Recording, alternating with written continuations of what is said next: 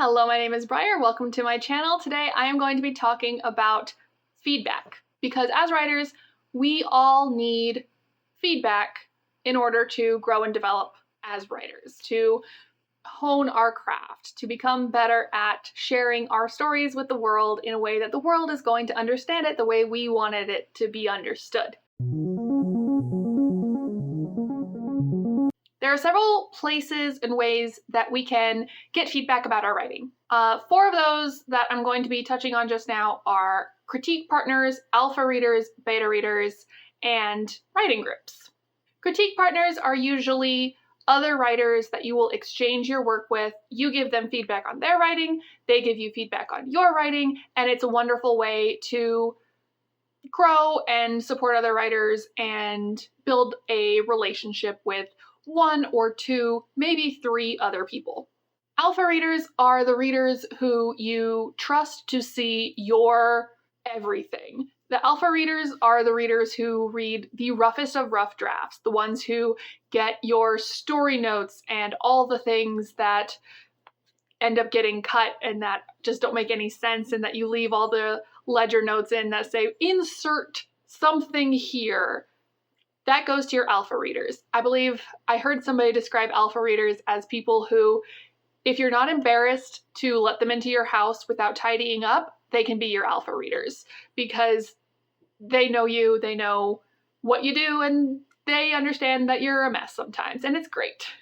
Beta readers are the ones who are as close to your ideal reader and audience as possible, and they're going to give you their impressions of the story and see if there's anything that you need to do to alter it to make more sense or what have you, but they're getting a completed version of the story, not ledger notes and scribbles and lipstick on napkins. They're getting something cleaner, as clean as you can make it without their input.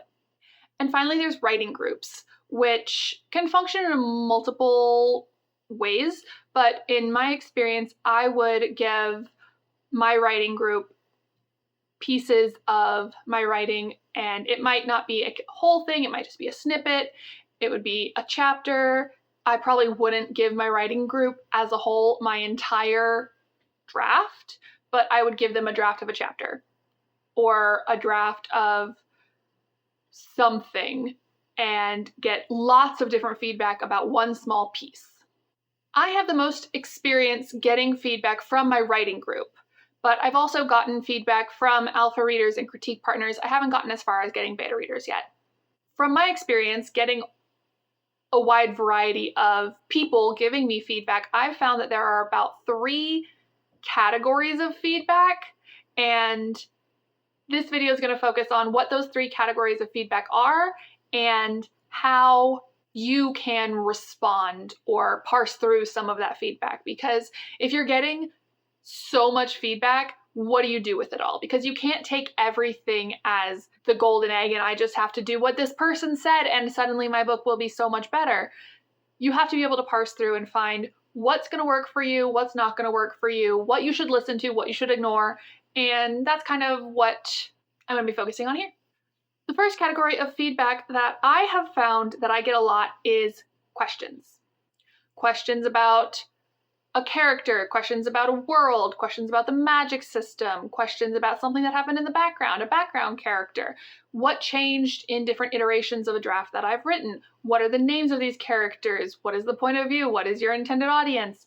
And a lot of questions I found can be overwhelming as a writer, trying to figure out, well, what do I do with all this feedback when you're just asking me questions? I've found that I can separate these questions into 2 camps. There are questions that readers are asking me because they are curious about something in the world, maybe something that's not well explained or something that's touched upon but not gone into great detail about, or they're asking me questions because they're confused.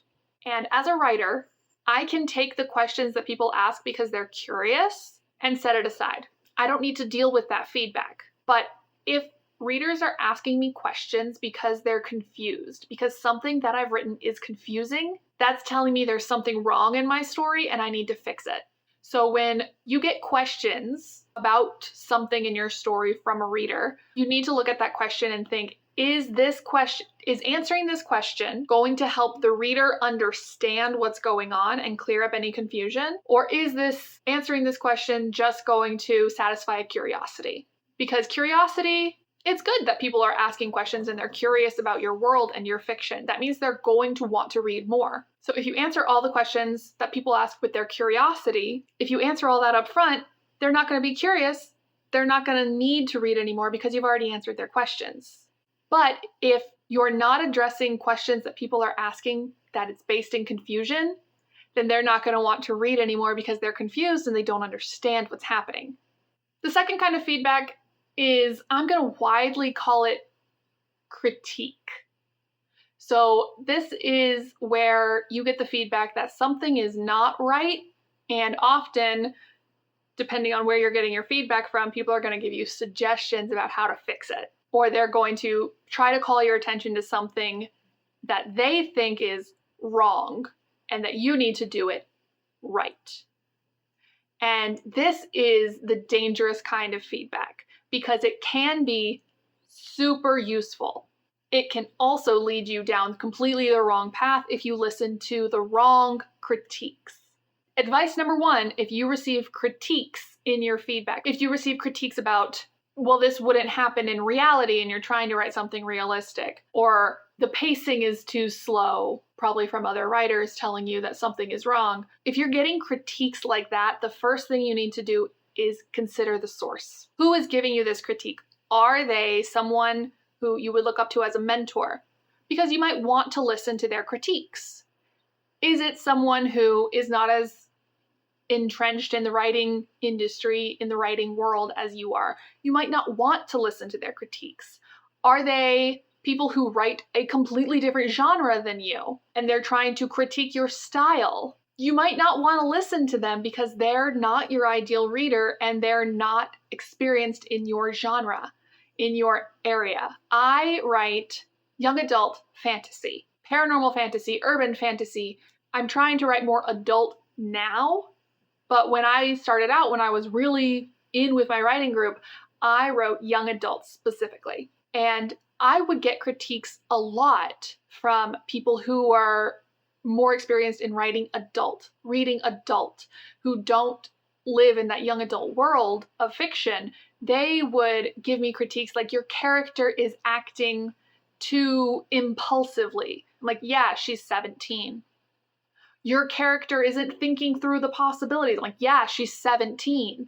So there comes a time where you need to consider the source of who is giving you these critiques.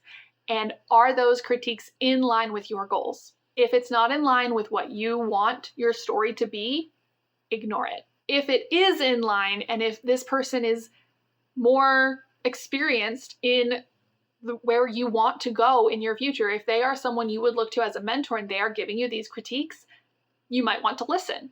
And the third kind of feedback that you're likely going to get if you share your writing with anyone is corrections. This is from people who are coming from a wonderful place. They want to correct something they see as wrong in your work. Maybe it's grammar, maybe it's a word usage, maybe it's something small like that. Maybe it's the entire structure of your novel they find to be wrong for some reason, and they're going to try to correct what you've done. If it's grammar, honestly, take it or leave it.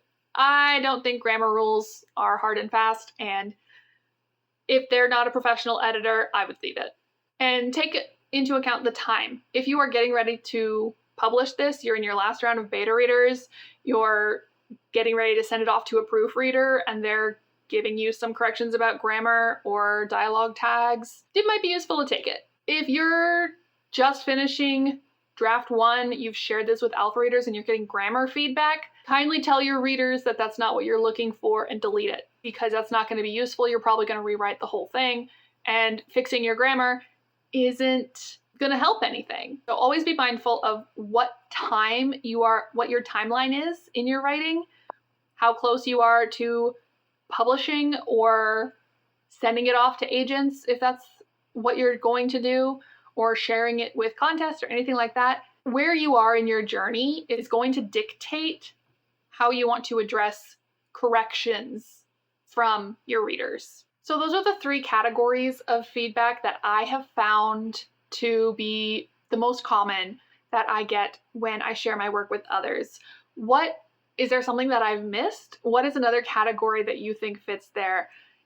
Right now I've only got questions, critiques, and corrections, and I think critiques is probably the big one that could probably be subdivided.